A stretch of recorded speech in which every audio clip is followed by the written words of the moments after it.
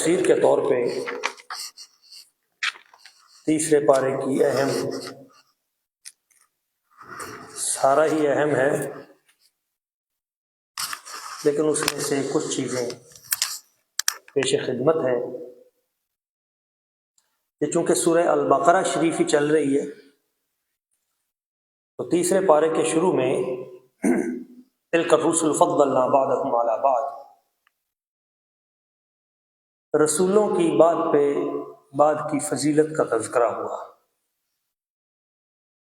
اور ان میں سے بعد وہ ہیں جن سے اللہ تعالیٰ نے کلام کیا، یعنی حضرت موسیٰ علیہ السلام، ورفع بعضهم درجات، اور کچھ وہ ہیں کہ جن کو درجات عطا کیے، اور ان سب درجات میں سب سے اعلیٰ ترین درجہ جس ہستی کو عطا کیا گیا وہ ہم سب کے آقا و مولا تاجدار عرب و عجم رحمت للعالمین خاتم النبیین سیدنا محمد مصطفیٰ احمد مجتبیٰ صلی اللہ علیہ وآلہ وسلم، آپ کی ذات و برکات ہے۔ یہاں پہ یہ بھی حکم دیا گیا کہ اے ایمان والو انفقوا مما رزقناکم، ہم نے جو تمہیں دیا ہے نا تم اس میں سے رب کی راہ میں خرچ کرو۔ جہاں بھی قرآن مجید میں آپ پڑھیں گے تو آپ کو انفقوا انفقوا انفقوا نظر آئے گا، خرچ کرو خرچ کرو خرچ کرو جو ہم نے تمہیں دیا ہے۔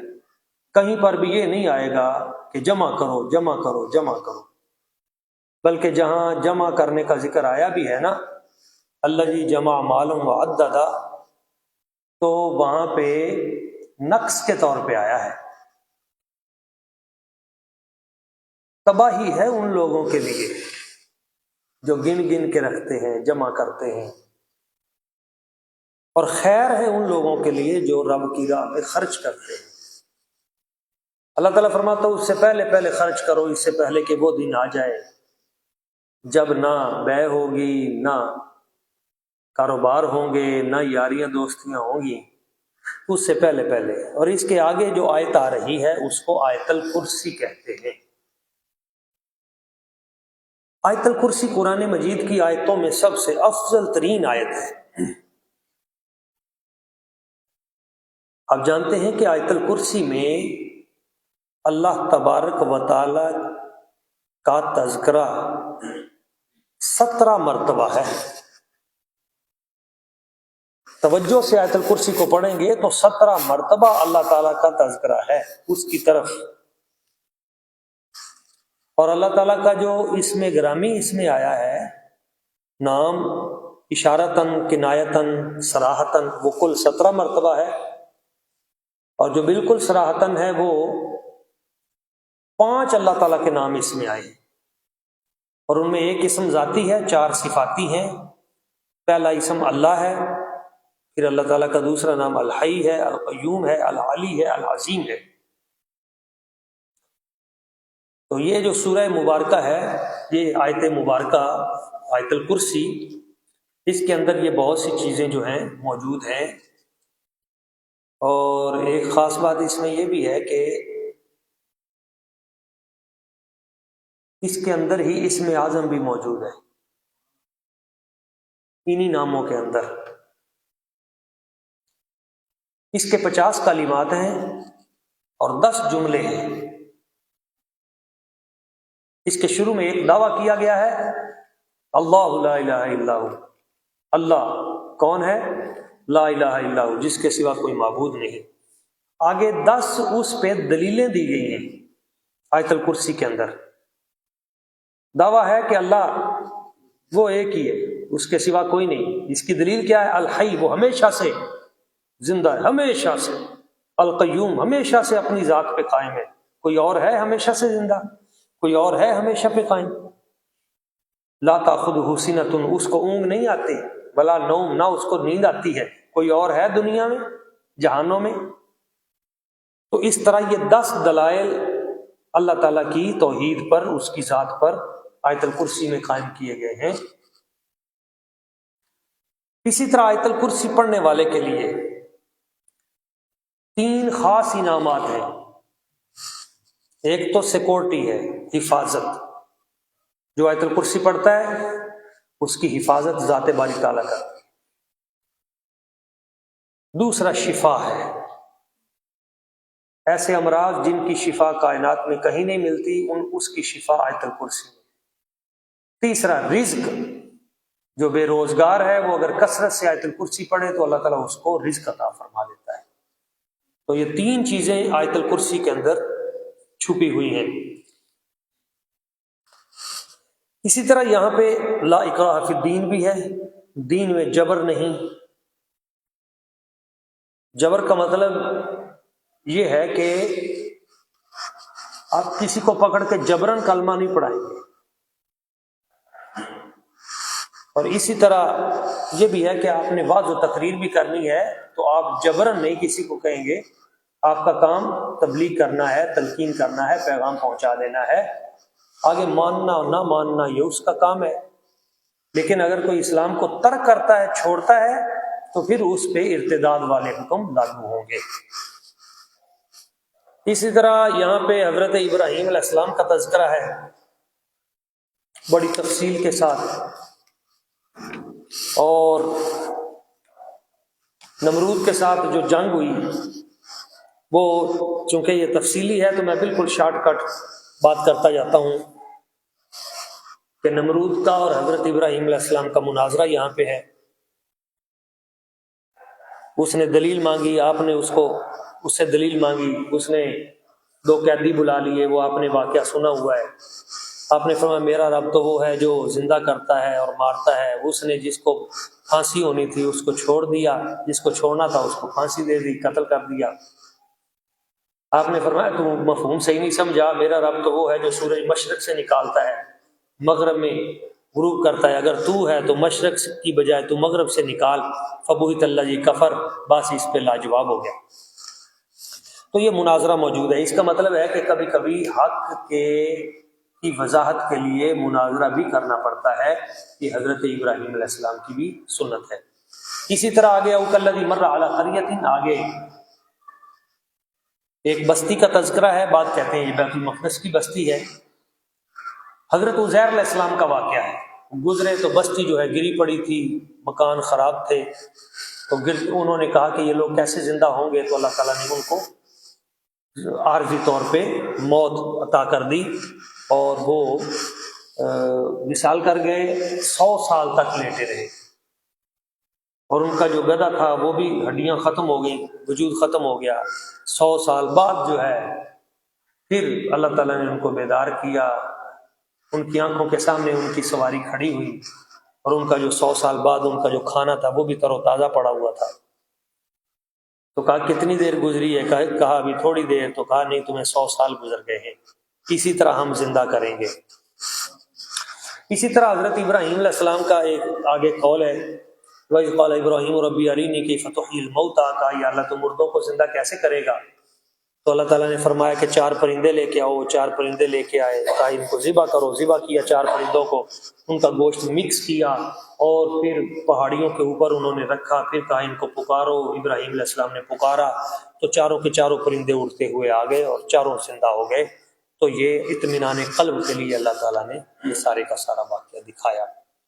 اسی طرح یہاں پہ صدقہ و خیرات کا آگے تذکرہ ہے کہ وہ لوگ جو اللہ کی راہ میں خرچ کرتے ہیں، تو مثال دی گئی ہے، ان کی مثال ہے کمثل حبۃ انبتت 7 سنابل، کاشتکار دیہاتی آدمی وہ زمین میں کھیت میں کاشت کرتا ہے تو ایک دانہ بیجتا ہے، اس سے 7 بالی نکلتی ہیں اور خوشے، اور ہر خوشے کے اوپر 100 دانے لگتے ہیں۔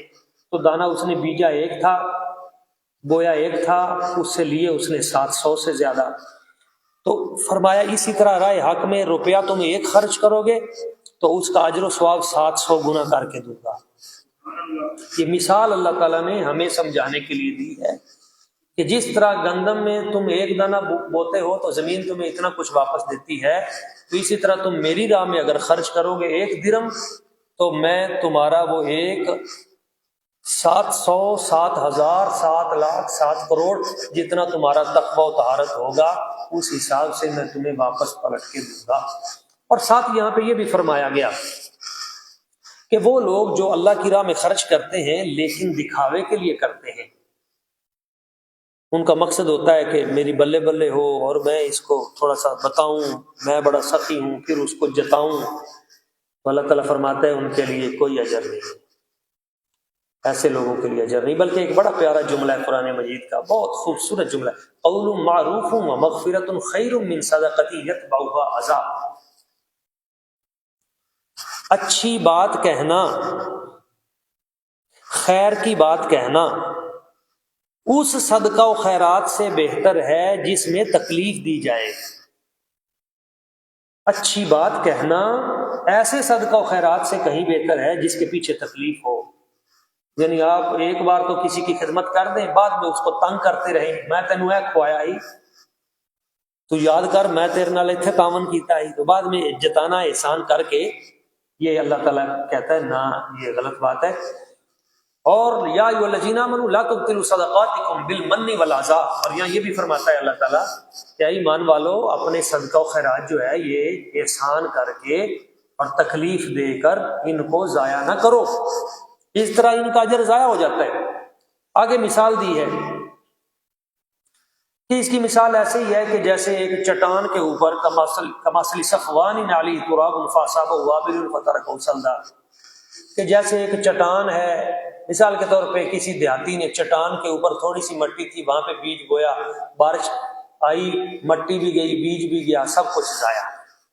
یہ ہمیں سمجھانے کے لیے اللہ تعالیٰ نے مثال دی ہے کہ جیسے چٹان پہ بارش ہوئی، سب کچھ صفائی چٹ، کچھ بھی نہیں، تو ایسے ہی ہے جو تم اس طرح کا صدقہ و خیرات کرو گے دکھاوے کے لیے تو صفائی ہوگی، کچھ کوئی فائدہ نہیں ہوگا، کیونکہ وہ تم نے لوگوں کے دکھاوے کے لیے، فوٹو سیشن کے لیے، کمپنی کے لیے، مشہوری کے لیے، اس لیے تم نے کیا تھا، تم نے خالص اللہ کے دین کی رضا کے لیے کام نہیں کیا تھا، اس وجہ سے وہ ضائع ہو جائے گا۔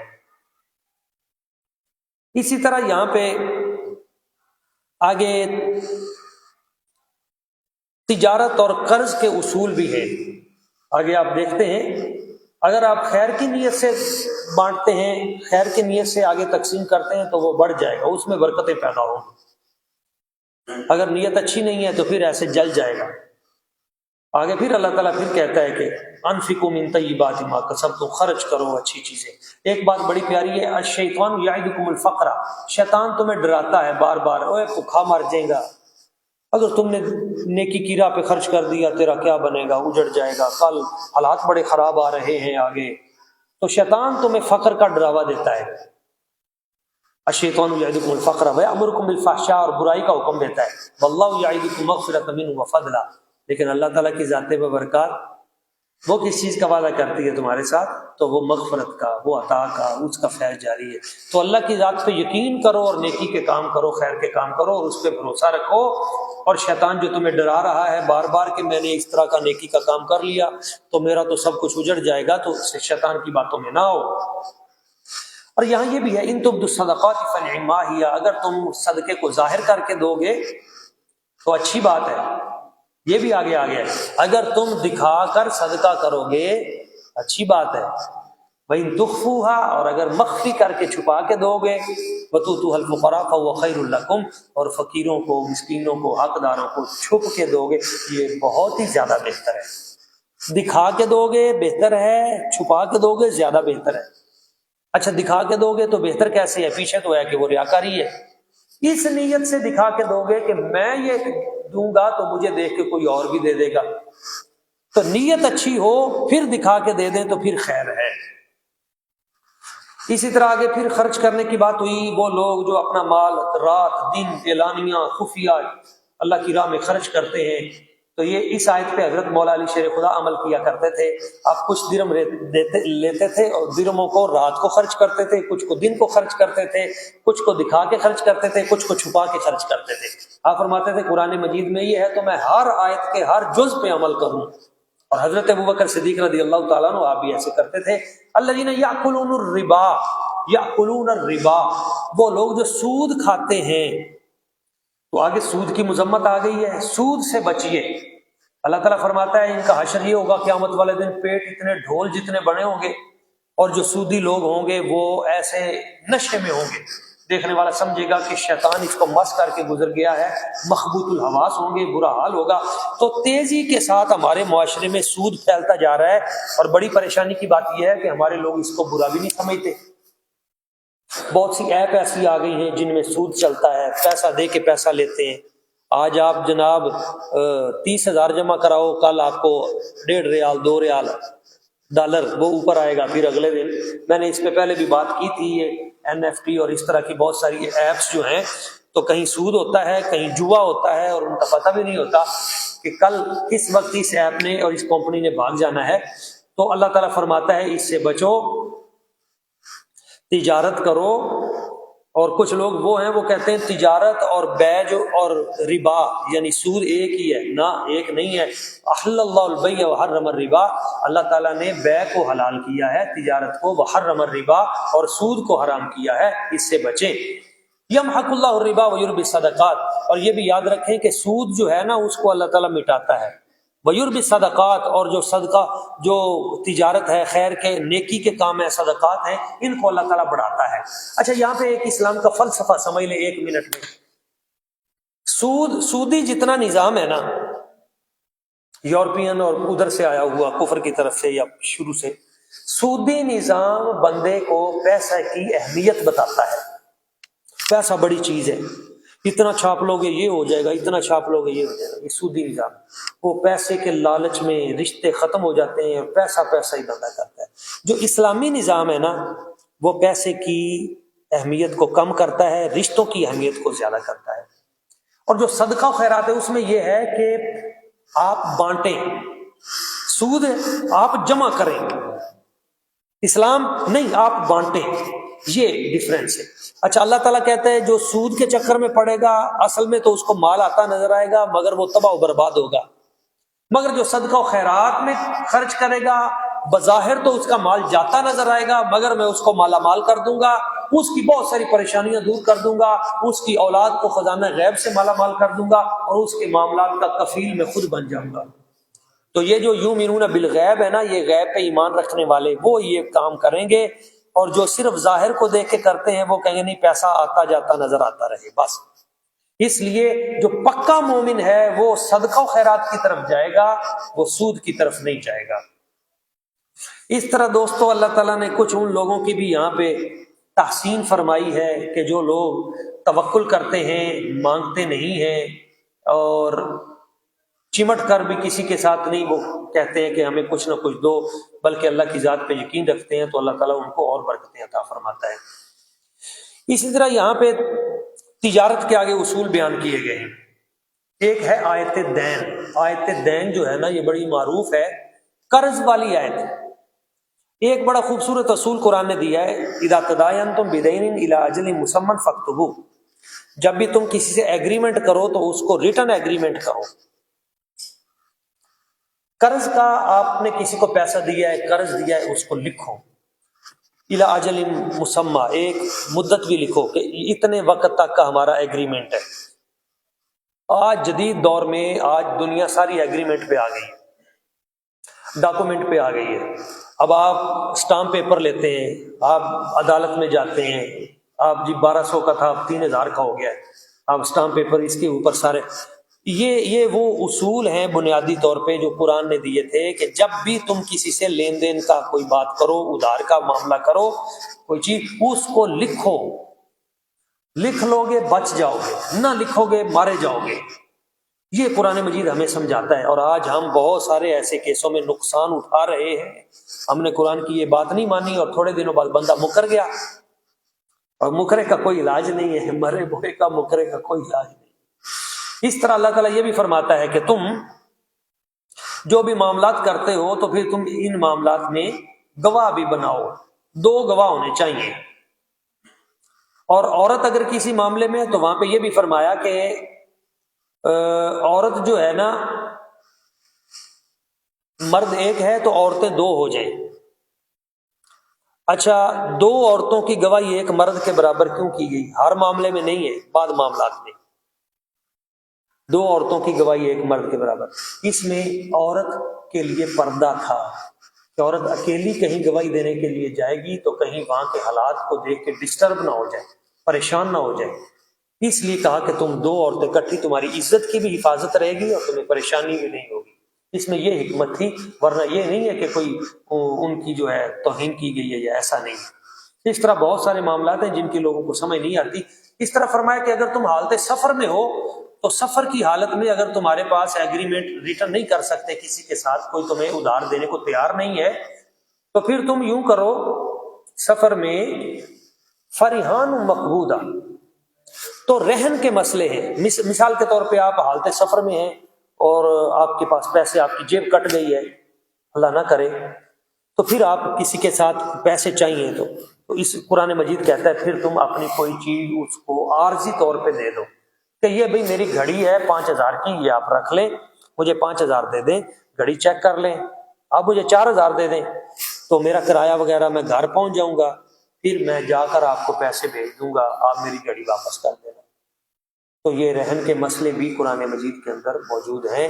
اب جدید دور آ گیا ہے، اب جناب ایسا مسئلہ ہے تو پھر جناب آپ جیز کیش کے ذریعے، اور اب تو ٹن پیسے پہنچتے ہیں، لیکن وہ بھی تب ہی پہنچتے ہیں جب کسی سے بنا کے رکھی گئی۔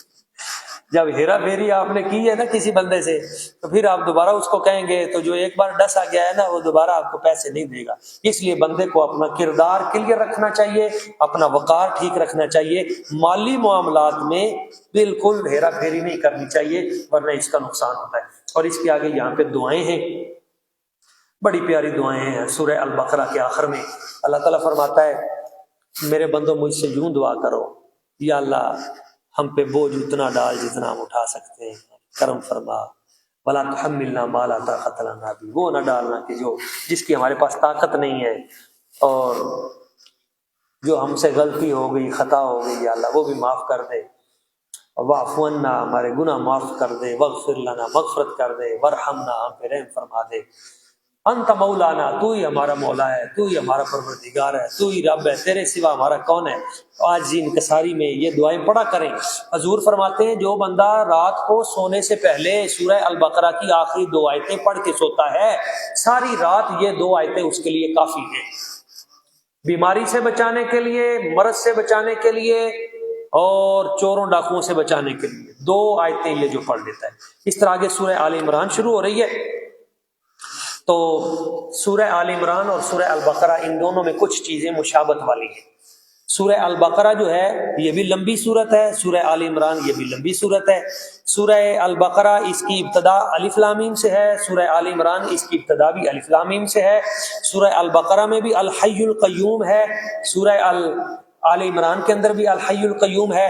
سورہ البقرہ جو ہے اس کے اندر بھی حفاظت قرآن کا شروع میں حقانیت قرآن کا تذکرہ موجود ہے، اور ذالک الکتاب لا ریب فیہ، اور ادھر نزل علیک الکتاب بالحق، یہاں بھی حقانیت قرآن شروع میں موجود ہے۔ اور ایک اور خوبصورت چیز دونوں میں موجود ہے، سورہ البقرہ یہ بھی گھریلو پریشانیوں میں گھر میں پڑھی جائے تو برکت ہوتی ہے، نحوستیں، جادو ٹونا، آسیب، بیماریاں نکلتی ہے۔ سورہ آل عمران بھی یہ سارے معاملات بندے کے سیدھے کرتی ہے۔ یہ 2 صورتیں گھر میں پڑھی جائیں تو برکتیں ہی برکتیں ہیں، خیر ہی خیر ہے۔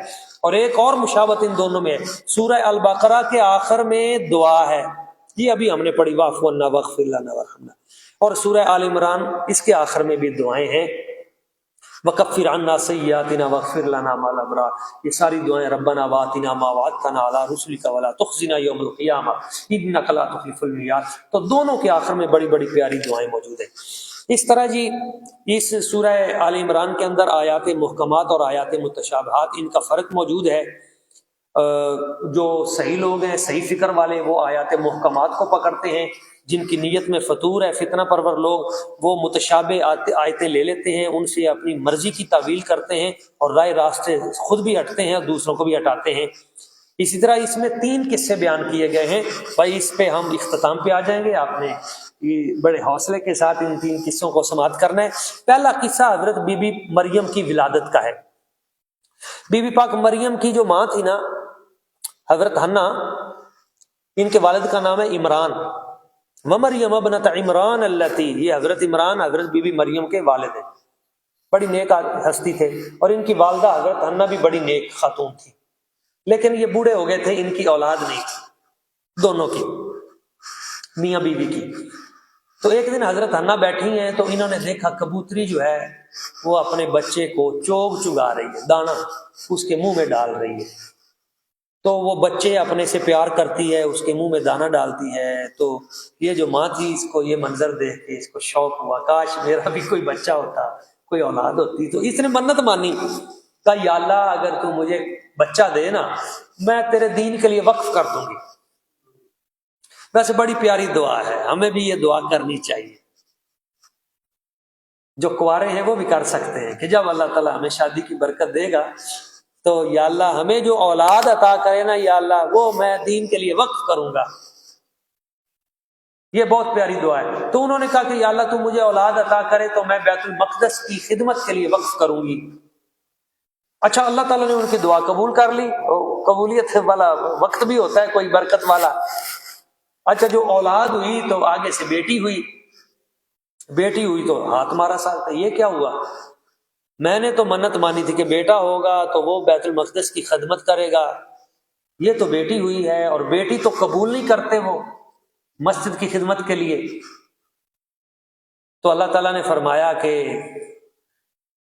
اگر بیٹا ہوتا بھی اس بیٹی کے درجے کا نہ ہوتا، اس کا مطلب ہے کہ ہمیشہ بیٹے ہی افضل نہیں ہوتے، بلکہ کبھی کبھی بیٹیاں جو ہیں وہ بیٹوں سے بھی افضل ہوتی ہیں۔ اس کا معیار تقوی کے ساتھ ہے۔ اللہ تعالیٰ فرماتا ہے ان اکرمکم عند اللہ اتقاکم، اللہ تعالیٰ کے ہاں افضلیت کا معیار مرد یا عورت ہونا نہیں ہے، اللہ تعالیٰ کے ہاں افضلیت کا معیار تقوی ہے۔ عورت میں زیادہ ہے تو عورت افضل ہے، مرد میں زیادہ ہے تو مرد افضل ہے۔ اچھا، پھر سوچنے لگی کیا کروں، ان کے والد صاحب فوت ہو گئے، حضرت عمران، تو وہ جو بیٹی تھی وہ مریم، اب اس کی کفالت کون کرے؟ تو جب کفیلوں کی پرچی نکلی تو حضرت زکریا علیہ السلام کے نام نکلی۔ حضرت زکریا علیہ السلام بڑی نیک عظیم ہستی تھی، حضرت زکریا علیہ السلام نے ان کی پرورش شروع کر دی۔ مسجد کے ایک محراب میں وہ بیٹھتی تھی، ذکر اذکار کرتی تھی۔ حضرت بی بی پاک مریم، حضرت زکریا بھی بوڑھے تھے، 100 سال سے زیادہ عمر تھی، بزرگ تھے، ان کی اولاد بھی نہیں تھی۔ وہ آئے اور انہوں نے دیکھا کہ حضرت مریم جہاں بیٹھتی ہیں وہاں بے موسمی پھل پڑے ہوئے ہیں، مثلا سیبوں کا موسم ہی نہیں ہے اور ادھر سیب پڑے ہوئے ہیں، انگوروں کا موسم نہیں ہے اور انگوروں کے گچھے پڑے ہوئے ہیں۔ قالت انا لک ھذا، یہ کہاں سے آ گیا؟ قالت هو من عند اللہ، قال انا لک ھذا، قالت هو من عند اللہ ان اللہ یرزق من یشاء بغیر حساب۔ کہا بیٹی مریم یہ بے موسمی پھل ان کا تو سیزن ہی نہیں ہے، آؤٹ آف سیزن یہ پھل یہاں کیسے آ گئے، یہ فروٹ؟ کہا یہ اللہ تعالیٰ کی طرف سے آئے ہیں، اور اللہ جس کو چاہتا ہے بے حساب رزق عطا کرتا ہے۔ حضرت زکریا علیہ السلام نے فوری سوچا اسی لمحے، جو رب مریم کو بے موسم میں پھل دے سکتا ہے وہ بے وقت میں مجھے بچہ بھی دے سکتا ہے۔ میرا وقت تو نہیں ہے، 100 سال سے عمر زیادہ ہو گئی، بزرگ ہو گیا ہوں۔ ہنالک دعا زکریا ربا، تو وہیں پہ کھڑے ہو کے حضرت زکریا علیہ السلام نے دعا شروع کر دی۔ اس سے اہل علم نے یہ مسئلہ نکالا ہے کہ اللہ کے ولیوں کے قرب میں کھڑے ہو کر جو دعا ہوتی ہے وہ زیادہ قبول ہوتی ہے، ورنہ حضرت زکریا علیہ السلام آگے پیچھے بھی دعا تو کرتے ہی ہوں گے، لیکن اس مقام پہ جو دعا کی تو فوری قبول ہوئی، اور اللہ تعالیٰ نے حضرت زکریا علیہ السلام کو ایک عظیم بیٹا عطا کیا جس کا نام حضرت یحییٰ علیہ السلام۔ تو یہاں حضرت یحییٰ علیہ السلام ان کا تذکرہ بھی موجود ہے، ان کریموں کا تذکرہ بھی موجود ہے۔ تو یہ 3 واقعات جو ہیں، اور تیسرا واقعہ جو ہے ایک آخری رہ گیا، وہ واقعہ ہے حضرت عیسیٰ علیہ السلام کی ولادت کا۔ اس کو بھی کر لیں تاکہ ہمارا مضمون پورا ہو جائے۔ جب حضرت بی بی پاک مریم بڑی ہوئیں تو ذکر اذکار کرتی تھیں اور اسی محراب میں، اور پھر اچانک ان کے پاس حضرت جبریل امین آئے، کہا تم کون ہو؟ اچانک مرد کی صورت میں ظاہر ہوئے، جبریل نور ہے نا، لیکن بشر کی صورت میں آئے۔ نور بشر کی صورت میں جلوہ گر ہو سکتا ہے، تو آ کے جب سامنے آئے تو کہا تم کون ہو؟ مجھے تو آج تک کسی نے چھوا نہیں، یہاں تو پہنچا نہیں کوئی، تو تم کون ہو؟ تو کہا کہ میں تمہیں لِأَهَبَ لَكِ غُلَامًا زَكِيًّا، میں انا رسول ربی کی لہٰذا لکی غلام زکیہ، میں تیرے رب کا بھیجا ہوا آیا ہوں اور میں تجھے بیٹا دیتا ہوں، میں تجھے بیٹا دیتا ہوں۔ اب بیٹا کون دیتا ہے؟ اللہ۔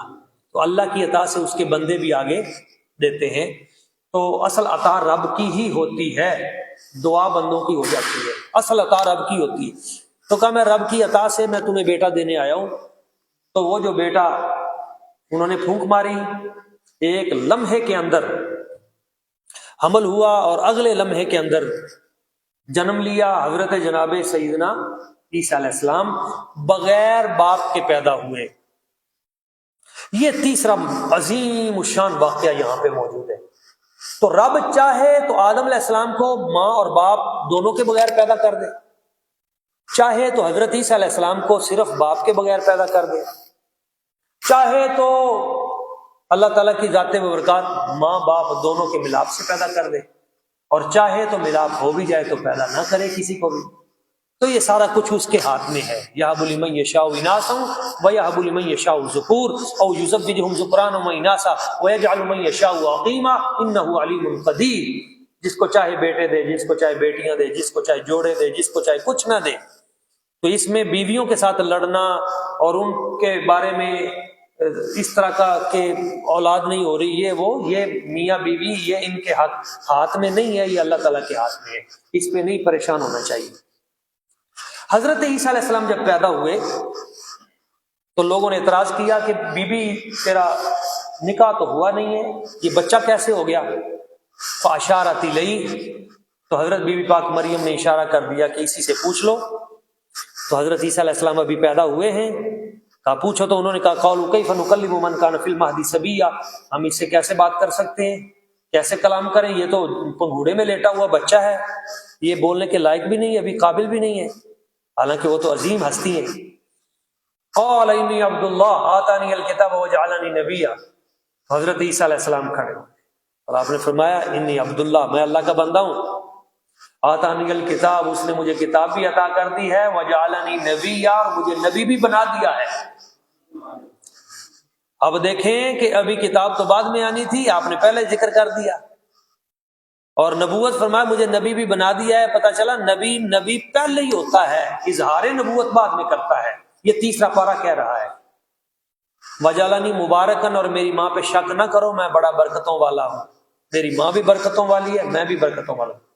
اینما کنت واوصانی بالصلاۃ والزکاۃ ما دمت حیا، اور اس نے اللہ تعالیٰ نے مجھے یہ بھی وصیت کی ہے نماز کی، زکوٰۃ کی، جب تک میں رہوں، وبرم بوالدتی، اور مجھے اس نے حکم دیا ہے کہ اپنی ماں کا خیال رکھنا، ماں کی عزت کرنا۔ تو یہاں ماں کا ذکر کیوں آیا ہے؟ کیونکہ باپ تو تھا ہی نہیں، اس لیے جو تھا والدین میں سے اس کی عزت و توقیر کا یہاں پہ حکم ہوا۔ تو اس طرح جب آپ بڑے ہوئے تو حضرت عیسیٰ علیہ السلام کی ذات و برکات کو اللہ نے یہ شان دی جو تیسرے پارے میں موجود ہے، آج ہم نے پڑھا ہے۔ کیا شان دی؟ وہ شان یہ دی کہ جب لوگ آتے تھے تو آپ ایسے پھونک مارتے تھے، مٹی اس طرح پکڑ کے اس میں پھونک مارتے تھے اور پرندہ بنا کے اڑا دیتے تھے۔ کتنا بڑا معجزہ ہے۔ اب کچھ لوگ اس طرح کے بھی فکر کے آگے جو کہتے ہیں کہ نہ نبی کچھ کر سکتا ہے، نہ ولی کچھ کر سکتا ہے، اور بابے معاذ اللہ ثم معاذ اللہ ان پہ کہ کوئی شے نہیں ہے۔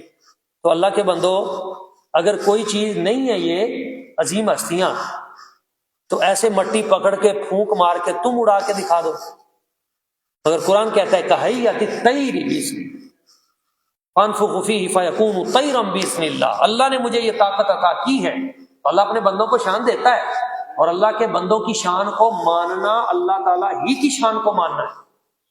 پھونک مارتے تھے، پرندہ اڑا دیتے تھے، زندگی آ جاتی تھی اس میں۔ اور اگلا معجزہ وَأُبْرِئُ الْأَكْمَحَ، اور مجھے یہ بھی طاقت عطا کی ہے کہ اگر کوئی پیدائشی نابینا میری بارگاہ میں لے آؤ، پیدائشی نابینا جس کی پیدائشی آنکھیں ہی نہیں ہیں، اللہ نے مجھے یہ صلاحیت دی ہے کہ میں ہاتھ لگا کے اس کو دونوں آنکھوں کا نور عطا کر دیتا ہوں۔ ابریو اپنی طرف اشارہ ہے، واحد متکلم کا صیغہ ہے، میں اندھوں کو آنکھیں دیتا ہوں، بل ابرسا، اور میں برس کے داغ، کوڑ کے داغ جو اس دور میں لا علاج تھے، جس کا علاج نہیں تھا، آپ فرماتے تھے میں ہاتھ لگا کے شفا دے دیتا ہوں، اور آپ ہاتھ لگاتے تھے، مریض ٹھیک ہو جاتا تھا۔ وَأُحْيِي الْمَوْتَى، اور میں مردوں کو زندہ کرتا ہوں۔ اب مردے زندہ تو اللہ ہی کرتا ہے۔ ہم نے کل والے وہ پارے میں پڑھا تھا، ایک اللہ کے نبی کی دعا سے ہزاروں مردے اللہ تعالیٰ نے زندے کر دیے، حضرت حزقیل علیہ السلام، ان کی دعا سے، یاد ہے نا آپ کو؟ تو مردے زندہ اللہ ہی کرتا ہے، لیکن اپنے بندوں کو قوتیں عطا کر دیتا ہے، طاقتیں عطا کر دیتا ہے۔ ادھر عیسیٰ علیہ السلام تو کہہ بھی رہے ہیں کہ وہ احیی الموتیٰ، میں مردے زندہ کرتا ہوں۔ تو آپ کی دعا سے، آپ کی نگاہ سے اور آپ کے اشارے سے اللہ تعالیٰ مردے زندہ کر دیتا ہے۔ وَأُنَبِّئُكُم بِمَا تَأْكُلُونَ وَمَا تَدَّخِرُونَ فِي بُيُوتِكُمْ، اور آپ فرماتے ہیں اللہ نے مجھے یہ شان عطا کی ہے بِإِذْنِ اللہ، اللہ کی دی ہوئی طاقت سے، کہ جو کچھ تم گھروں میں کھاتے ہو میں تمہیں وہ بھی بتا دیتا ہوں، جو تم چھپا کے ذخیرہ کر کے آتے ہو میں تمہیں وہ بھی بتا دیتا ہوں۔ تو یہی وہ اس طرح کی خاص یہ علم کی خبریں ہیں، عطا ہے جو اللہ تعالیٰ اپنے بندوں کو عطا کرتا ہے، کہ پردے کے پیچھے بھی جو کچھ ہوتا ہے اللہ کی عطا سے وہ پوشیدہ خبریں بھی اللہ کے نبی اور ولی ان کے سامنے وہ ظاہر کر دی جاتی ہیں۔ اسی طرح یہاں پہ حضرت عیسیٰ علیہ السلام کا آگے تذکرہ ہوا کہ اللہ تعالیٰ نے فرمایا میں تمہیں اٹھاؤں گا اپنی طرف اور پھر آسمانوں پہ لے جاؤں گا، اور پھر یہود کا تذکرہ ہوا کہ انہوں نے آپ کو قتل کرنے کی کوشش کی، حضرت عیسیٰ علیہ السلام کو، لیکن اللہ تعالیٰ فرماتا ہے کہ انہوں نے اپنا مکر کیا، ہم نے اپنی خفیہ تدبیر کی اور ہماری خفیہ تدبیر ہی بہتر ہے۔ اور اس کے آخری صفحے پہ اللہ تبارک و تعالیٰ کی ذات مبارکات نے تمام انبیاء کرام سے میثاق لیا، وہ جو میثاق قرآن مجید میں موجود ہے، وَإِذَا أَخَذَ اللَّهُ مِيثَاقَ النَّبِيِّينَ لَمَا آتَيْتُكُم مِّن كِتَابٍ وَحِكْمَةٍ، کہ گروہ انبیاء اگر میں تمہارے دور نبوت اور رسالت کے درمیان میں اپنا محبوب بھیج دوں نبی پاک صلی اللہ علیہ وسلم، تو تم نے کیا کرنا ہے؟ تم نے میرے محبوب کی اتباع کرنی ہے اور حضور کی تصدیق کرنی ہے اور آپ کی معاونت کرنی ہے اور دین کے کام میں آپ کے ساتھ کھڑے ہو جانا ہے۔ تو کیا تم یہ اقرار کرتے ہو؟ تو سب نبیوں نے بآواز بلند کہا بالکل ہم اقرار کرتے ہیں۔